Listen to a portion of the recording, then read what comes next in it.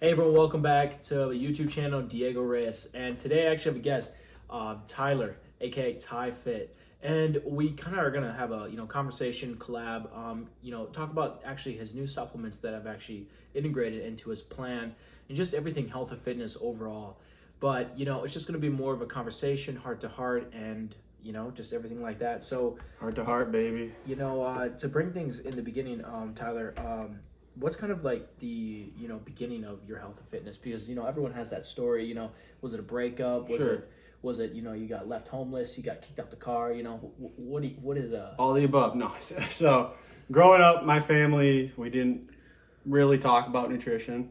Yeah. They'd feed us pops, sugar. Yeah. Like the standard, maybe go through a drive. Banquet, Salisbury steak, all these foods are just packed with preservatives. Yeah, we're not actually, this is we're just have a friendly conversation. We're not going to talk about too crazy about the other stuff like the thyroid and all of that. This is going to be more of open, something real, honestly. But yeah, keep going. Sorry. Yeah. So my family was never big into nutrition. Never drank water really. We mostly just had soda, juice. You gotta drink water, bro. All this sugar. We love our water now. So yeah, not a whole lot of teaching at a young age. So I had built bad habits. So with those bad habits, I was never out of shape. I was more just like skinny fat, Mm-hmm. And all through high school, never even thought about working out. Had asthma, severe asthma. So running wasn't in my forte. And then eventually, as soon as I got out of high school, I hit the gym, as most people do, trying to figure out the next steps in life. Steadily got addicted to it. Didn't really know what I was doing because I didn't have anyone to really teach me. So I kind of picked apart like a couple videos, YouTube, some runners. I was very big into Joe Rogan podcast, and he always had athletes on there, nutrition experts. So I kind of took little things from each podcast and integrated it into my life. Started working out. Didn't really have a goal in plan. Just wanted to get a little bigger, get a little stronger. But why though? There was never really a reason. I guess confidence was a big thing. Confident. Confidence. What do you mean by that? I never was super confident growing up. So just from your parents not feeding you the good food? Feeding the good food. My thoughts weren't that good. At home wasn't the best. So you'd say that like the fitness was an escape. Exactly. Yep. And it nowadays was therapy. that almost sounds cliche. Exactly. Yeah. So it was therapy. Okay. Didn't have any role models that were big into fitness. No people in my family really worked out. No one ate right. So I kind of had to build from the bottom. Yeah. So you kind of felt like you start from the bottom now. I'm not at the top. I'm on that slow rise. Yeah. So going back to the beginning here. Obviously the family, their lifestyle, their way of eating wasn't very, congruent with, the lifestyle that you wanted to live almost. Correct. You were, eating different types of, at that age almost, you're just following what exactly people are doing. You're just following protocol. And so, it leads you into, what we'll talk about later, but about eating all this hyper palatable food, all this like processed food, easy to make, packaged, things like that, which exacerbates. But could you say that it can contribute to like when you were feeling less confident and things like that? Because I think at the root of it all, when people are like, okay, I'm not confident because I'm just not confident, and then they get into fitness, and then they obviously like get more confident. See that is it growing? Yep. But I feel as though maybe it's because they have better diet, they have better nutrition, correct, they have correct. they have more movement in their life, Mm-hmm. and I think all that contributes to better brain function, better just mood in general, better neurotransmitters and stuff like that. But the next question I guess for you is. I guess what makes you still want to keep doing it? Because I think I see a lot of people like, you came up with you not understanding nutrition, everything, and then you've kind of attained all the information throughout the years. And like, I guess what makes you still want to, keep going? Sure. Yeah. So obviously every day's a little different. Some days I wake up, don't want to go work out, as most people do. You know, even at 5-6 years in, there's days where I don't want to go. But it's, you know, looking forward to the new challenge, seeing how my body can adjust, see how it can flow, experimenting too, different workouts, different diet plans. Supplements are a big one too. I know we'll get into that. And just, you know, callousing the mind. A lot of people think callous your hands, you know, you work hard, you get calluses, you know, your hands start to get a little bit harder. Same with your mind, you know, working out every day slowly calluses your mind. If that's the hardest thing I got to do in my day, then my day's not going to be too bad, you know. Lowers my stress, lowers my, I'd say, fight or flight, because I've already released all those hormones in the morning. So the rest of the day, we're good, you know, nothing can faze me.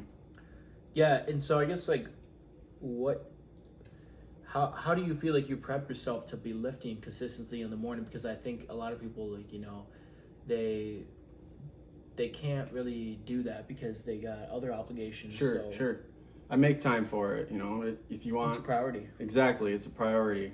I always start out my days, I go to the gym early in the morning, and you got to start your day right. You know, my day can never be bad if I start it with the gym. You know, days where I miss, those are the days where I'm cranky, people are getting on my nerve, but when I go to the gym in the morning, the rest of the day's a piece of cake. Okay, that's sweet. All right. Well, I mean, you know, going to the next thing, basic of nutrition. So first of all, what is nutrition for you? You know, obviously I'm a, you know, health coach. I coach people and stuff like that, so I'm obviously an expert. But, you know, coming from someone like you, what do you think nutrition is? How do you approach nutrition? Is it a big part of how you live on a day-to-day basis, or? Absolutely, yeah. So I don't try to overcomplicate it. Sometimes if you keep it stupid simple, it's simple stupid, so they say.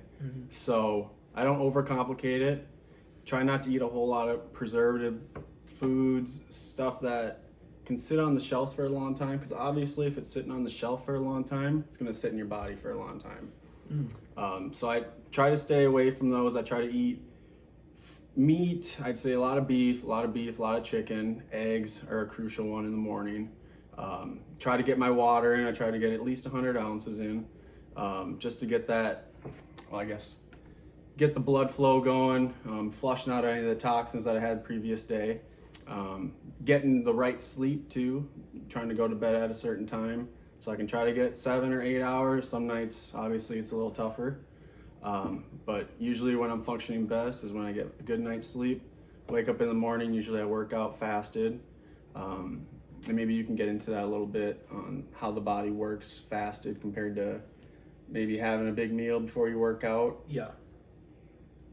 Yeah, so, you know, we'll talk about that actually, because that's crucial, because, like, you know, looking at, you know, his day-to-day, he's lifting every morning, fasted, but, you know, majority of Americans, you know, actually live their life fasted, rather than most don't even know, meaning they're not really eating as much as they think they are. You know, maybe they are binging, but it's still actually not adding up to the caloric amount that they should be eating for them to actually be at, like, maintenance, you would call it. But, you know, getting on to the topic of fasting for fasted workouts, well, you know, really dumbed down version here is that you have carbohydrates, energy stored in your liver. And then when you go out and exercise, you know, it's getting used for energy. Correct. Okay, but, you know, it's statistics around that about after like 20 minutes of extensive exercise, your, you know, carbohydrates stores are depleted. Sure. When you're fasted. Yep. You know, so then what happens is that the main fuel source, instead of carbohydrates, it goes to fats because you used all the ones that you've had in your liver. So what the essence of it all is, working out fasted helps you tap into those fat stores to be used as energy. So almost you're using something like ketones, is what it would be called. Would you say you would have more energy working out fasted, or does it vary from person to person? I think it varies from person to person. Now, there's genetic SNPs that an individual can have, which sometimes I do genetic testing, and it's kind of overhead right now. But, you know, there's genetic tips seeing how well you are at utilizing your energy conservatives, energy resources. So to more get into it, like, your body has its efficiency. Your body always goes back and forth from a mitochondria standpoint. What that really means is that your body, obviously has its mitochondria inside of it. So it has, cells and things like that. And those cells need energy from ATP. Now, where is the energy coming from? Well, ATP, but they have energy stores within inside the cells. Okay, you have stores like mTOR and AMPK. When we talk about AMPK, it's fasting. It's like something called autophagy, which a lot of people know about fasting, autophagy, and things like that. Mm-hmm. But see, what they say, it's because it's cleaning out the old cells and bringing in new ones. Sure. Now, with the same, like, how efficient is everyone at that depends. Mm-hmm. You see how I had to build on that, Sure. just so you guys can easily digest it. Is that, how your genetics are and things like that really dictate your ability to be able to do all those things. And does metabolism kind of factor into that as well? Or is that a whole different ballgame? Yeah, metabolism. Well, so metabolism is like the chemical process of breaking down substances and getting used again, almost. Sure. In a super simplified term. But, when we're talking about metabolism, fasting, it honestly, fasting doesn't increase metabolism. Sure.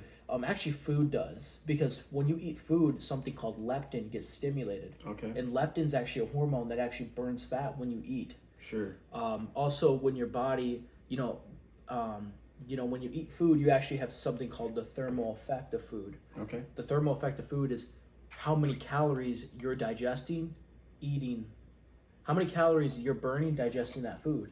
Okay. And so, there's statistics out there that protein has the highest thermal effect of food, 30%. Sure. So there's studies out there that show that the higher the protein your diet is, the more fat you burn, and a large portion of that is coming from the thermal effect of food. Sure. Do you also burn muscle with that fat? No, you do not when you're eating like a high protein diet. Now that's why high protein dieting is the ultimate king of fat loss. Sure. Because the protein is taking care of the muscle. Yeah, and satiating you, and it has that thermal effect of food, and it's building that lean muscle tissue for recovery and stuff like that. So if you're adding in resistance training, it's actually perfect. Now, the only thing with fasting is that majority of people that are unwell, meaning they have like some form of underlying health issue, fasting could be detrimental. Sure. So fasting for like someone like perhaps me, you and I, like that's fine, that's great. But if someone's dealing with like a chronic health condition, their body is in something called a catabolic state. Okay. So that means that their body's already breaking down and using itself as energy. Using its body as energy essentially for it to be, functioning. So it wants to break down muscle tissue for energy. Sure. Now, when you're in that state, you don't want to fast or do a fasted workout because you're just adding more stress. Okay. Most of America is overly stressed and underly fed. Correct.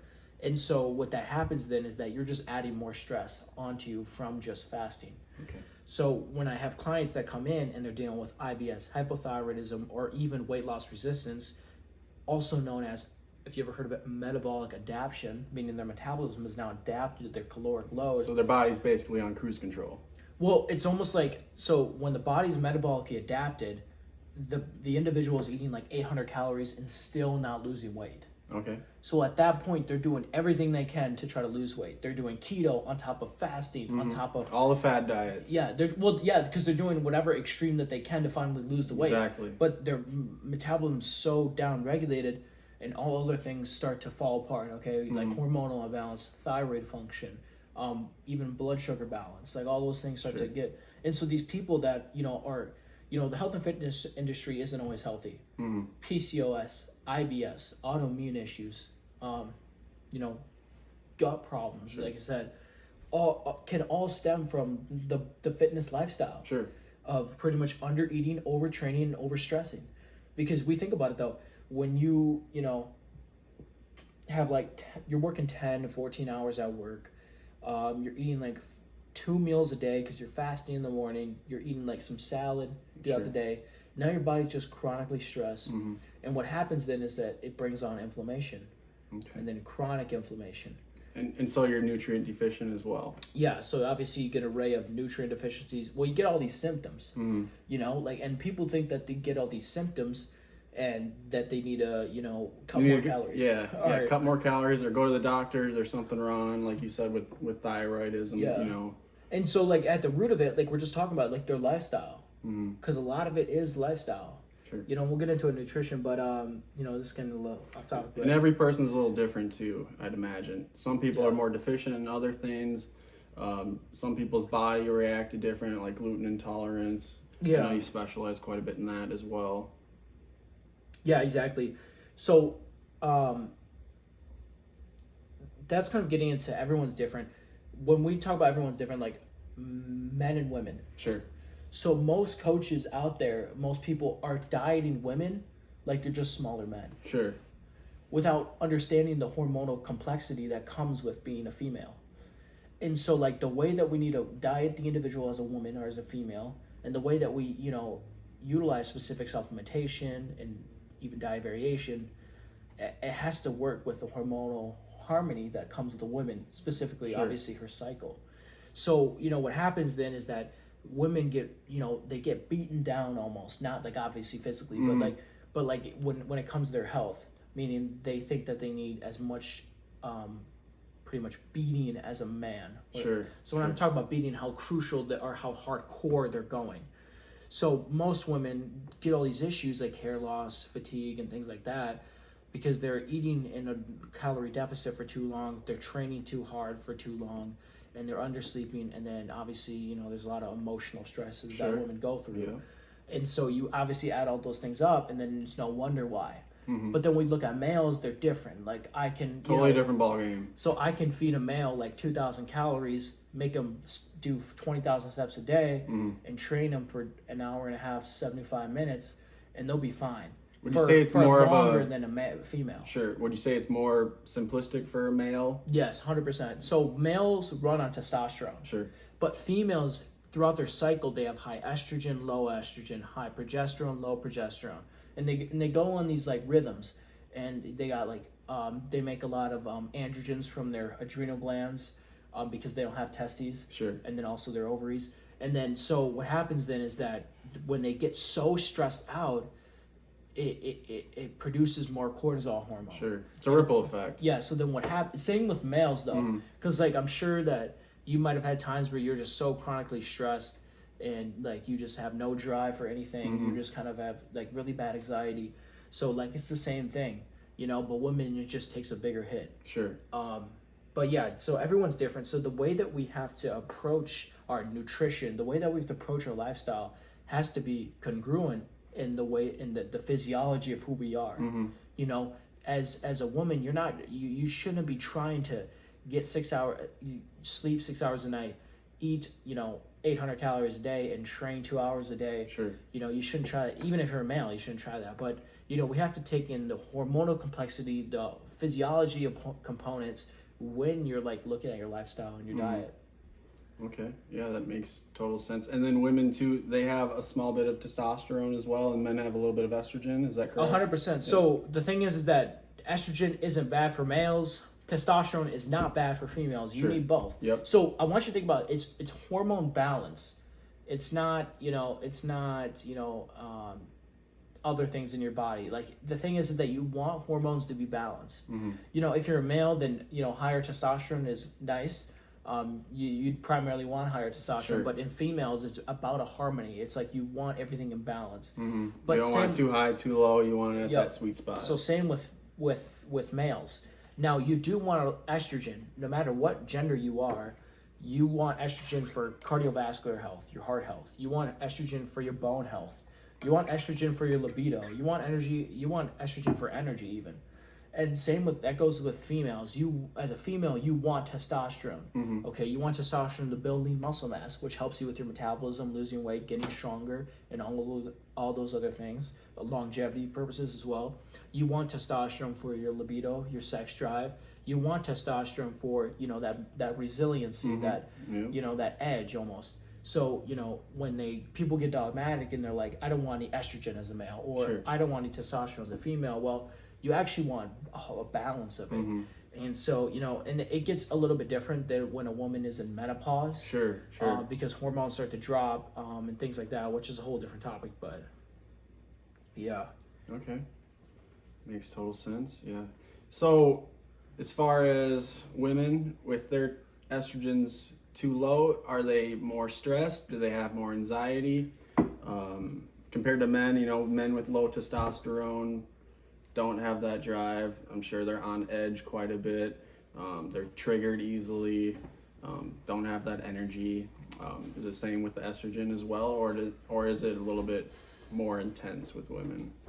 Yeah, so I would say is that a majority of women are, at least what I see in my practice and my coaching, is that there's estrogen dominance. Okay. So a lot of women, including men, it's usually if someone's, typically overweight as a male, kind of with the female as well, not body shame or anything, but they normally have higher estrogen.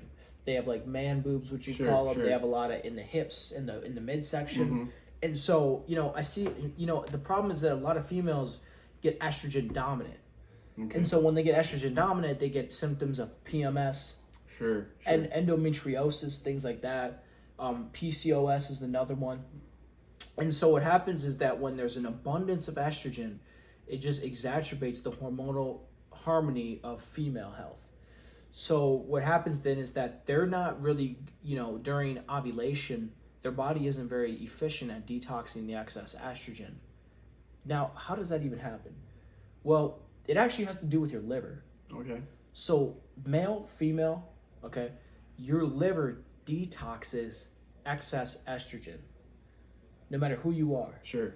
And obviously detoxification is a whole process in itself, but you have phases of detoxification. Phase 1 and phase 2 primarily, and then you have phase 3, which is the excretion phase. Mm-hmm. Phase 1 and phase 2 is like you neutralize it in phase 1. So the body all toxins are like pretty much fat soluble, and they have to turn it to water soluble through neutralization and biotransformation. So it's all process. Yeah, but this is, going back to what we're saying. When our diet is filled with a lot of processed foods, high fructose corn syrup, different sugars, omega-6 seed oils, we're not getting enough protein in, and not enough vegetables to help with the liver and things like that, our liver gets backed up. Sure. So what then happens is when our liver gets backed up, we get an abundance of estrogen. Okay. So people know this by when you eat really shitty, almost, you feel watery. You feel almost like you're watery, bloated. Yeah. And that's actually the excess estrogen because your body isn't detoxing it. Now, there's actually data out there that for women in their period is a sign of how well they treated their body throughout the month. Okay. So if they're eating a lot of high processed foods, they're in a lot of toxic relationships, they're a lot of emotionally stressed, they're physically stressing themselves. That's how their cycle's gonna go. Sure. Obviously, they're probably getting, maybe like a monorrhea, secondary monorrhea, meaning they miss the cycle, or they just have terrible PMS. And then what happens then is that consistently happens. But then with the marketing of birth control, then they get put on birth control. Yep. And that's a whole different ballgame that messes with estrogen levels, correct? And then, but then when they get put on birth control, since hormones are the way that you think, perceive the world, you get depressed. And so they give you an SSRI. Sure. So then there's so many women out there with birth control, SSRI. They just keep adding and adding and adding. Yep. And then that inflammation with that crazy lifestyle and then all those medications burden the liver. What then happens is that it inflames the ovaries. Now this is all, theoretical when this happens, but not for everyone, but if it inflames the ovaries, then what happens is that, they start to formulate cyst. Okay. So then they get PCOS. And what does that stand for? Polycystic ovary condition. Yeah. And so that pretty much what happens is that they get cysts on their ovaries, which obviously sounds as bad as as it sounds. Yeah. So, going back to it, and it obviously is like the number one driver of infertility for women. But infertility rates are at an ever high. And just because the toxic accumulation inside our urine. And even with men as well. Well, I'm sure. So with men, they say testosterone. Okay, that's correct, but it's because the toxic accumulation within our body. Sure. That our sperm count has been so voided. Sure. And I've read quite a bit of studies where testosterone is just on the decline. Yeah. So and then you see the infertility is the same way. It's almost on the same track. Exactly. Yeah. So I guess we're talking about mood, everything like that. So you were talking about at the beginning of the day when you get to work out, you have all these, you feel so good after. Is that, your dopamine? Is that what you're saying? Absolutely, yeah, dopamine for sure. Those feel good chemicals. And if you've never experienced it, that's what I try to tell people. If you're just starting out in the gym, you never know what that feeling feels like. You know, you get people that are saying, oh, you go for a run, you go for a workout, man, you just got to feel drained afterwards. And I said, no, it's the complete opposite. You feel like you're on top of the mountain. And those are the feel-good chemicals that are running through your body. And you can you can get those through different varieties. You know, if you see something you like, your dopamine goes up. If you're doing something you love. But the big factor is working out, and dopamine is huge with that. It makes me feel good the rest of the day. I don't know what the shelf life is on dopamine. Maybe you could get into that a little bit, but usually that high that I get, or that, you know, they say runner's high, same with lifting, you get that lifter's high, that doesn't seem to run out throughout the day. I'm constantly... Yeah, you're always on like cloud nine almost. Exactly. It's like the whole day you're on that, you're just zoned in. You're zoned in. Yeah, you're locked in. Yeah. No, I was thinking about another thing too, about, you know, you ever heard of the gut-brain axis? No, I've not. Well, to actually, you know, get back to what you're saying, so about 80% of your neurotransmitters are housed in your gut. Okay. So neurotransmitters are like the, you know, things that you feel that are in the brain. Sure. There's a connection. 95% of it, 95% of serotonin is housed in your gut. Mm-hmm. Like pretty much your gut is serotonin. And what does serotonin do? Serotonin's that super, like, it's not like it's like a happy hormone. Sure. You know, the SSRI stand for selective serotonin reuptake inhibitors. Okay. That's what SSRI stands for. And so, you know, there's a big correlation between people that are on SSRIs and have poor microbiome health. Sure. Okay, meaning that there's people that have, you know, imbalanced microbiome, meaning they have more bad bacteria, also known as like bad bugs that make it, and then good bugs, meaning that, you know, there's an overgrowth, which then, you know, obviously exacerbates the symptoms and the conditions of mental health issues. And now I'm getting a little off track, but I think it's important to talk about. When we look at someone with diabetes, when we look at someone with obesity, we don't look at them the same as someone that's dealing with a mental health issue. Mm-hmm. Okay, so we think about the individual with obesity or diabetes, that they're like, the symptom is that they're overweight, and the condition is they're insulin resistant, they have poor, you know, cardiovascular, cardiometabolic health. It's the same with mental health issues. And not all of them, okay? I'm not saying all of them, but when people are struggling with these, you know, ADHD, OCD, things like that, they're actually, you know, bound from physical attributes, meaning if the gut microbiome's held, if you have if you have neurotransmitter deficiency, you don't have enough neurotransmitters and go in your brain, or if you don't have enough blood flow in your brain, all those things can give you the symptom of depression, of anxiety. Yep. And what do they give you? And they give you the SSRI. Yep. But you know, even in others, you know, they'll tell you, you know, obviously this is actually going into so I always say, you know, physiology over psychology.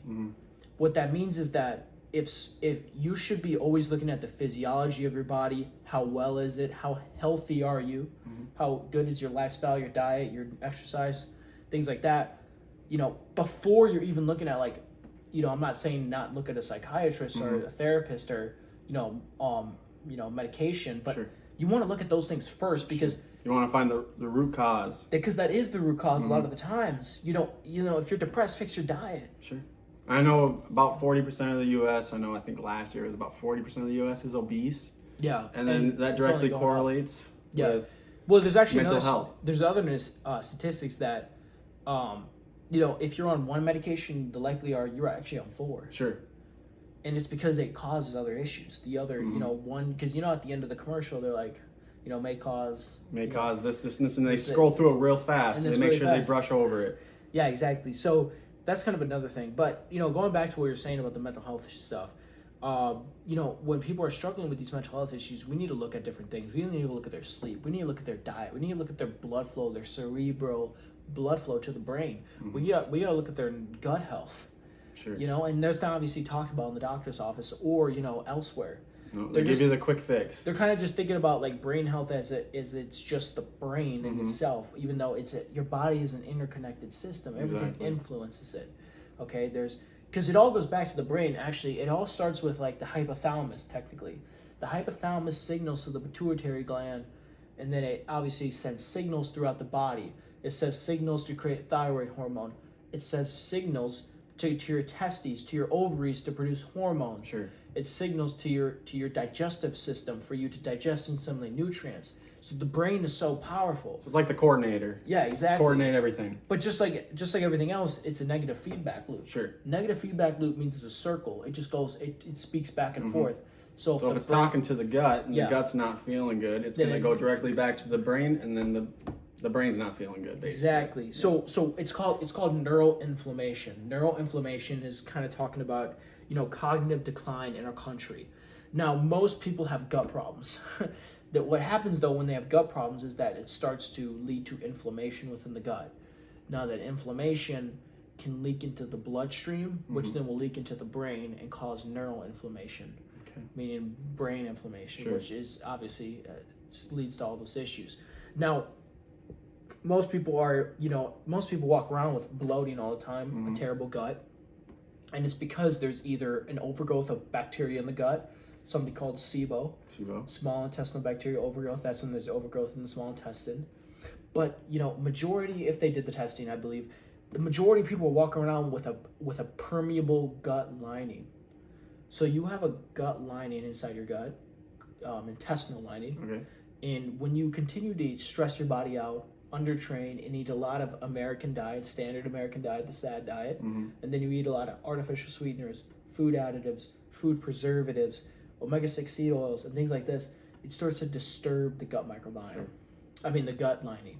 Does it break down that gut lining? What then happens is it becomes permeable, so it splits. Sure. And so when it splits, all the toxins and bacteria and things flow into the bloodstream and causes this systemic inflammatory, even immunological response. What that means is then people get these food sensitivities. I can't eat this. I can't eat that. Every time I do that, I just feel like shit. Well, it's because it's because the gut lining is so intact that it's just causing all these symptoms when you eat it. It's poisoning the body. Yeah, and so there's clear evidence between autoimmune conditions and leaky gut. And the leaky gut isn't that you woke up with a leaky gut. I want you to think about that. It's called environmental adaptation. As me being a health coach, as me transforming hundreds of lives every day, it's that when we're looking at the environment adaptation, meaning there has been a process that individual has gone through that got them to that symptom, that condition, that issue, whether it be just overweight, whether it be IBS, whether it be PCOS, there has been a process that got you to that place. Now, it's almost like we have to work a process on how to get you out of that place. You gotta unprocess it. It's like you gotta work backwards. It's like this. It's like the wired headphones. The wired, it's all tangled up. You have to unknot it one by one. Takes time. Nutrition, takes sleep, patience, hydration, proper supplementation, diet variation, all these things. So yeah, so kind of going into it, I know we were talking about. So I just got them on a supplement protocol. Do you want to show them the supplements? Yeah, so I've been on the supplements for a few days now, and I can see a drastic change in my mental, the way my body life feels. Health coaching. If you want to be interested, yep, keep going. Go Diego, go. So yeah, I started doing those a couple days ago, and I feel my energy levels are higher. My brain functions definitely a little bit higher as well. I have a couple supplements with me. Yeah, I know you got some. So start with these, a couple of them. Yeah, so I'll break down some because some individuals look at this and be like, whoa, what are all these? But more than ever today, our food is so high calorie but under nutrient. What that means is that the apple today is bigger than the apple back then but has less nutrients. So people are like, what? Well, you could just get all your stuff from food. Maybe, okay, if you are living in Paleolithic times, but not today. So what these supplements do are actually working on specific hormones and pathways within the body and the brain to, increase performance and increase output. Now, not all supplements are needed, but specific supplements do specific things. So I have them on a supplement called Cognisport. So it kind of sounds like you would think a brain supplement. Now, inside of it, it has key herbs and different types of pretty much, I would say, minerals and nutrients that help the brain, help the blood flow of the brain, and actually stimulate neurotransmitters that regulate focus, memory, productivity. So dopamine, acetylcholine, and things like that. Now, it has I'm not affiliated with this, but if you do want some, I can probably get you some. But the thing is that these have different types of herbs like ginkgo biloba that work on blood flow. It has different things like alpha GPC that works on acetylcholine within your body, helping you with the cognition and the productivity and the focus. And then it has other things like, what's the one on the top of my head? Bacopa monnieri, that works on lowering stress level. And then it also has rhodiola rosea, which is actually another supplement that works on dopamine. So that's why I have him taking Cognisport. And that's probably my favorite out of the bunch. I could definitely see my brain neurons firing at a faster rate. Brain fog is kind of gone. And that's just a couple days in. So yeah, I can't wait till 30 days in until my body actually starts to fully digest it and get used to it and see if there's more levels to where I'm at now, because this is just kind of the adolescent stage so far. 100%. And then the next one is rhodiola rosea. Now, rhodiola rosea is an adaptogenic herb, but it has great benefits for the neurotransmitter dopamine. So dopamine brings a lot of drive, mood, and focus, but it also is obviously has its adaptogenic effects, meaning it helps with lowering stress levels, lowering cortisol. It also has a lot of other benefits like lowering inflammation, helping with blood sugar balance as well. But mainly when you're taking this and it's either the morning or anything like that, it really helps with just keeping that mental, buffering that mental fatigue. Because everyone has that mental fatigue where you just want to, shut your brain off and things like that. Life is hard. A lot of things are coming at you fast. Yeah, so that's exactly why we use the rhodiola rosea. Now, this is for performance aspects as well. There's this difference between, the healing and the performance and the optimization, but this is more so for performance optimization standpoint. Now, this next one is Sustanch. Sustanch is an herb. This, supplement specifically helps with his testosterone production. It helps signal luteinizing hormone from the brain to the testes to create more testosterone, transparently. And so it also helps with mood and cognition and focus. Herbs are very powerful. All different herbs are powerful. They're medicinal. They have a lot of great benefits. Sustanch has benefits of reducing inflammation, even improving cognition and all of that. So great overall supplement. The next one is Tancadali. This one's a great one. It helps with testosterone mainly, but helps with increasing androgen production, which as a male or female, your androgen receptor density is actually the most crucial part for your hormone balance for your testosterone. Because the more androgen receptor density you have, the more bioavailable, the more testosterone you're able to use of that free test. And so you have total testosterone, and then you have free testosterone, but then you actually have androgen receptor density. Now, obviously, the free testosterone is what you can use. Total is how much is there. But then also, it has androgen receptor density, meaning the more androgen receptor density you have, the more testosterone is more bioavailable. It also helps with lowering something called sex hormone binding globulin. What that is that it pretty much helps, it wants to trap your testosterone, so it helps lower that. So it's just helping them free more testosterone while producing more testosterone. So all the supplements are helping, with your mood, your cognition, because even if this helps with this testosterone, it helps with so many other functions in the body. That's why I'm a big component on function supplementation. Now, I'm probably the first guy to ever say that, but it's called function. Maybe second. Function supplementation, meaning we're helping different functions of the body, different systems of the body, like hormonal balance, thyroid function, brain function, to help with obviously output and mood and even healing for some individuals for their health condition. So, supplementation plays a big role in my life. And, I use my clients. My clients really do love using specific supplementation. Now, it all depends on what specific symptoms you have, things like that, and also budget. But, Yeah, and then one of them we don't have up here, but it's crucial, vitamin D3. I know that plays a crucial point with immune system, with digesting, calcium, which would be good for your bone health. And with going back on the immune system, I know a lot of the country is deficient in vitamin D, and that's why we're getting sicker at a faster rate.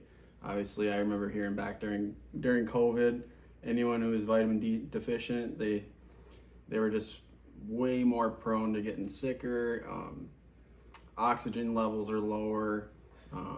And can you get a little bit into the vitamin D3? Is that pretty crucial, you think? Yeah, so I haven't really went into vitamin D myself too much. I obviously just know that most reading and lab testing, they say that you're sufficient at 40 nanograms per deciliter for D3.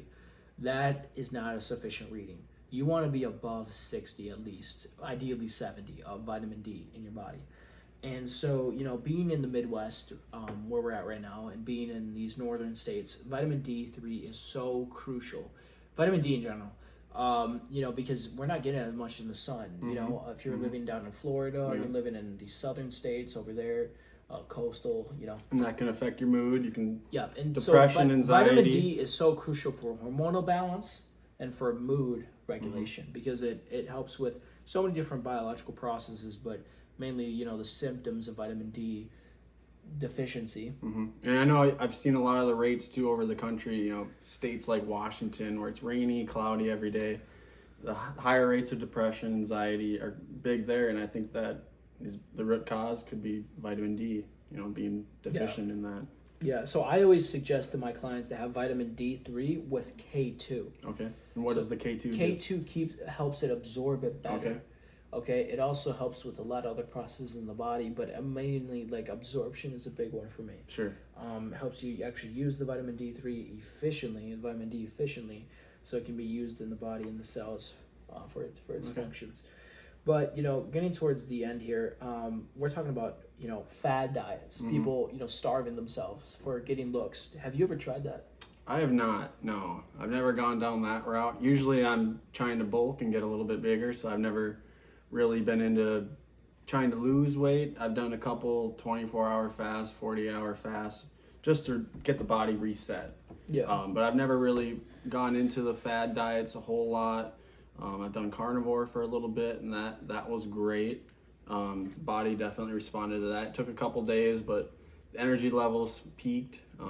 But as far as diets, I haven't really gone towards the fad diet route. But everyone's different. I had a different start than, say, someone who's obese that's trying to lose weight, that has no hope. They say, hey, maybe if I just eat less, I'll lose weight. But as you mentioned, it's not as simple as that. Yeah, 100%. When I started my fitness journey and stuff like that, I was actually anorexic. Okay. So I used to think that if I didn't eat, I would weigh less. Sure. And I was a big runner. Yeah. So I was super, at the time they thought I was big, but it was just because I was super lean. Sure. So you could see my muscle definition. But I used to not eat because I thought it would make me gain weight, which then would make me run slower. Sure. So that was a big issue. It wasn't that big, where it wasn't a mentally over, but it was more so that was my logic back then. Yep. But you don't know better. Yeah, but that's why I have the empathy with my clients sometimes, and with society in itself, because they don't know better. Yeah.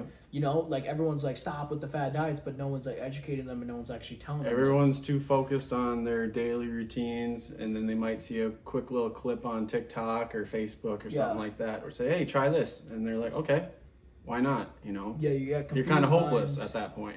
You got confused minds, you got people profit in mind, and then there's just so much going out there. And so how can I get that quick fix? Which exactly, you have years and years of breaking the body down, unhealthy habits, and it doesn't happen overnight.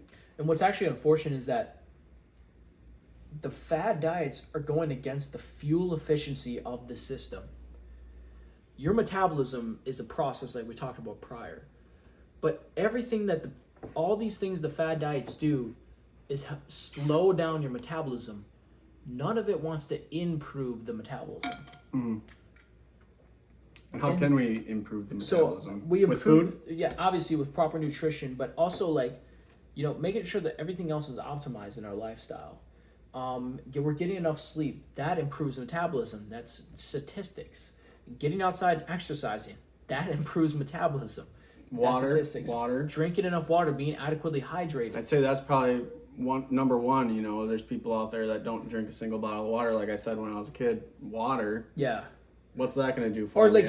I think the water thing goes big for the high school athletes. Sure. Yeah, I wouldn't say collegiate ones, but we're looking at middle-aged. I mean, not middle-aged, but middle school kids. Like I think middle school kids and high school kids. Like I remember, they aren't really educated on drinking enough water. No. They're kind of just going throughout the day. They're getting put into like all these gym classes, and then they're going to their after-school sport, and they're doing these games. And none of them are drinking enough water. No. So I think the water thing is big for a lot of teenagers, perhaps, kids that are And that was the big thing for me. Growing up, like I said, drinking all those sugary drinks, no water. Once I cut that stuff out, I could see all this unhealthy fat dropping off me. I could see my energy levels going up. I could see my digestion getting better. And I think that was all kind of the root cause was not getting enough water. Even my mother, she would drink 3 or 4 pops a day. Now she switched her over to water, and she's drinking water every day, and she's proven that goes a long way. Mm-hmm. Yeah.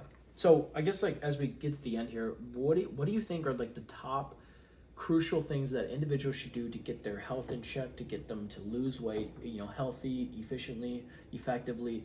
What are some things that are some staples, would you say, in someone's lifestyle? Well, I think first things first, you gotta look at yourself in the mirror and tell yourself the hard truth that what I'm doing right now isn't working. Mm-hmm.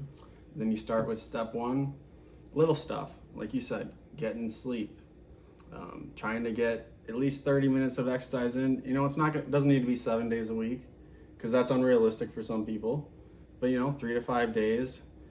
Make it a priority. If you want to do it in the morning to get it over with, then do it. As far as nutrition, not eating out all the time. I know you want the quick meal. You don't want to go home and cook anything.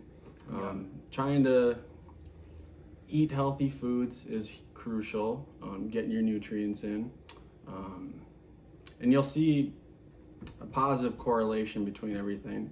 Once you start with step 1, then there's step 2, step 3, and eventually you'll have that mastered down, and then it's just part of the process. 100%. Yeah, so I guess like as coming from a health coach, the number one thing I would say is, like he said, the acceptance portion of like, this is what I'm doing right now is not what I should be doing. This is what's causing my issue.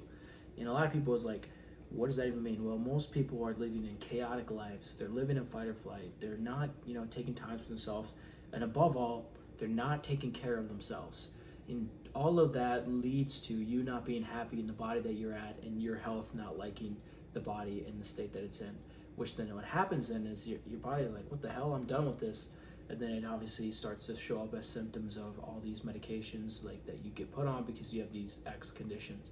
So the big thing is the acceptance, knowing what I'm doing right now is what's causing me, back to what I'm saying, environmental adaptation. It's not this, or this. It's not, I have hyperthyroidism, or I have this disease. Because you know what, we got to remember, there has been a process that got you there. You didn't wake up one day and you had hypothyroid. You didn't wake up one day, overweight. You didn't wake up one day dealing with all these gut issues. There has been a process that you've gone through to get there. All those bad habits. Yep, and how we get you out of that is we have to get you out of those bad habits, out of those things, and then correct the microbiome, correct the body, correct everything. What you can do with someone that's an expert with support, And patience is crucial. A lot of people just aren't patient. Yeah, patience is key. We're still doing it, and we're still, it's just the consistency is always good. Consistently good over occasionally great. Correct. I'd rather have you be at 80% every day than at 100% for 2 weeks and then drop off and then go back again. Because that stuff compounds. Okay, your health has a compounding interest. Okay, but This was a great episode. This was great. Yeah, this was great. Yeah, glad So we did it. if you have any more questions or anything, you can reach out. Tyler's stuff will be linked below in the description. And then also, if you want your life at complete vitality, you want to lose the weight, feel good, fix your chronic health issues, get to the root cause, message me root cause today. Check out my website for more information. Follow me and subscribe for more. Thank you.